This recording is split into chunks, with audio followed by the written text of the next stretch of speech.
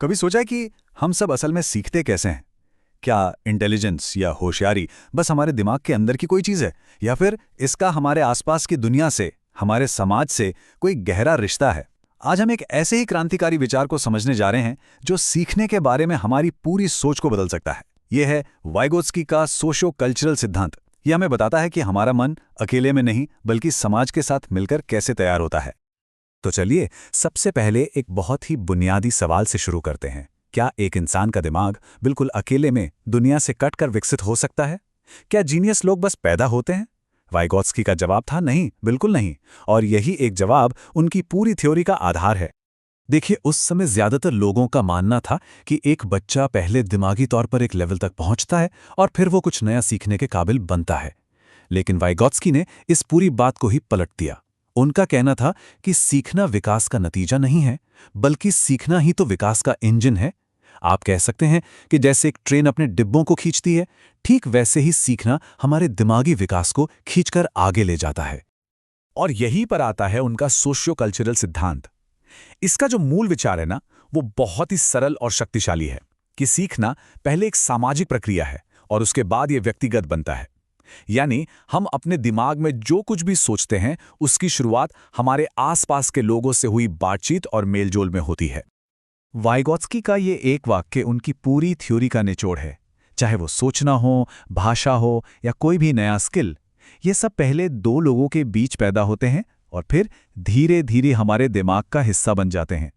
यानी पहले समाज, फिर व्यक्ति। ये उनकी थ्योरी का सबसे बड़ा नियम है। तो सवाल ये है कि ये जो सामाजिक सीखना है, ये असल में होता कहाँ है? इसके लिए वाइगोत्स्की हमें एक बहुत ही खास जगह पर ले जाते हैं, जिसे वो कहते हैं जोन ऑफ प्रॉक्सिमल डेवलपमेंट। आप इसे सीखने का जादुई क्षेत्र भी कह सकते हैं, जहां असली तरक्की होती है। अगर इसे आसान शब्दों में समझें तो ZPD वो गैप है, वो अंतर है जो इस बात के बीच में है कि कोई इंसान अकेले क्या कर सकता है और किसी की मदद से क्या कर सकता है। ये सीखने के लिए बिल्कुल सही जगह है। ना तो इतनी आसान कि बोरियत हो और ना ही इतनी मुश्किल कि हिम्मत ही टूट जाए।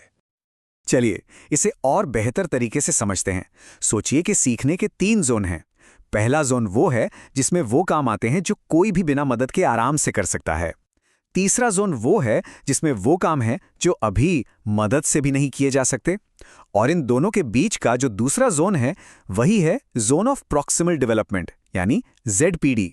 असली जादू यहीं होता है। चलिए, एक क्लासरूम का उदाहरण लेते हैं। मान लीजिए एक स्टूडेंट अकेले बस 5 लाइन का एक छोटा सा पैराग्राफ लिख पाता है।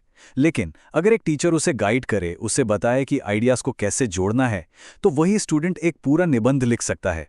ये जो छलांग है ना, 5 लाइनों से एक पूरे निबंध तक की, ये ZPD के अंदर ही मुमकिन हुई। तो अब सवाल ये उठता है कि ZPD में किसी की मदद कौन करता है और कैसे करता है? इसके लिए वाइगोत्स्की ने हमें कुछ बहुत ही दिलचस्प और ज़रूरी कॉन्सेप्ट्स दिए हैं जो इस पूरी सीखने की प्रक्रिया को मुमकिन बनाते हैं। तो इस ZPD में मदद कौन करता है?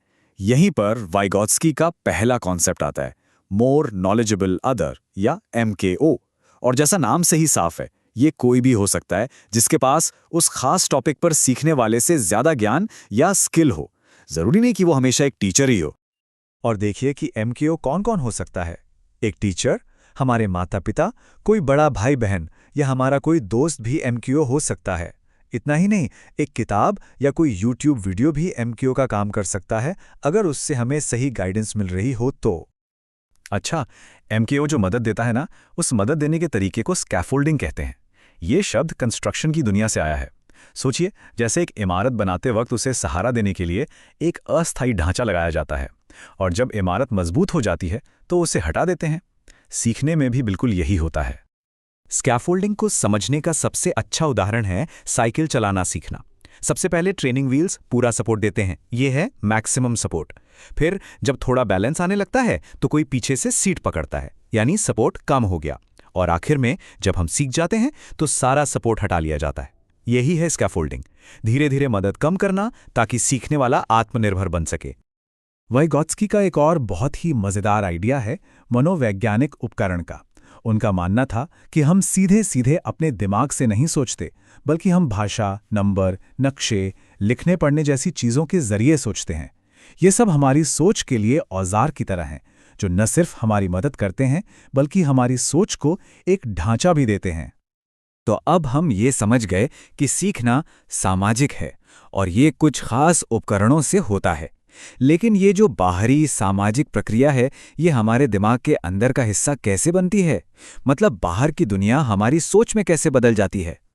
वाइगॉट्स्की के लिए इस सवाल का सिर्फ एक जवाब था, भाषा। उनके हिसाब से भाषा सिर्फ बातचीत करने का एक तरीका नहीं है, बल्कि ये सोचने का सबसे बड़ा और सबसे जरूरी औजार है। असल में हमारी सोच भाषा से ही बनती है। उन्होंने भाषा के विकास के 3 बहुत ही दिलचस्प चरण बताए। सबसे पहले होती है सोशल स्पीच, जब बच्चा दूसरों से बात करने के लिए भाषा का इस्तेमाल करता है।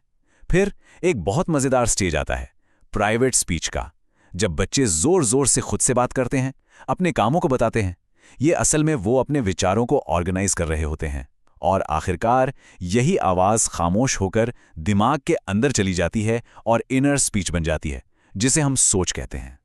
इस पूरी प्रक्रिया को वाइगॉट्स्की ने आंतरीकरण या इंटरनलाइजेशन का नाम दिया।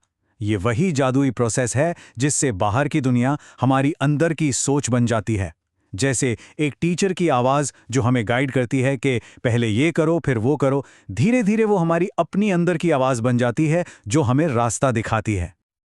चलिए अब इन सभी आइडियाज़ को एक साथ जोड़कर देखते हैं कि वाइगॉट्स्की के इस सिद्धांत का हमारी असल दुनिया में, खासकर हमारी शिक्षा व्यवस्था में क्या मतलब है और क्या असर है। इस थ्योरी के हिसाब से क्लासरूम में ग्रुप वर्क और डिस्कशन बहुत ज़रूरी हैं, क्योंकि असली सीखना वहीं होता है।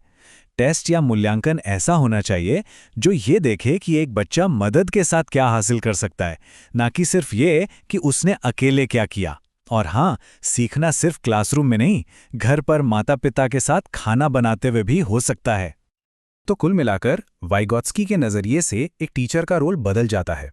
उनका काम सिर्फ जानकारी देना नहीं है, बल्कि सीखने वाले के लिए एक ऐसा माहौल बनाना है जहां वो अपने ZPD में काम कर सके, जहां उन्हें सही मार्गदर्शन मिल सके। टीचर एक गाइड बन जाता है। तो अंत में ये सारी बातें हमें एक बहुत ही गहरे और निजी सवाल पर लाकर छोड़ देती हैं।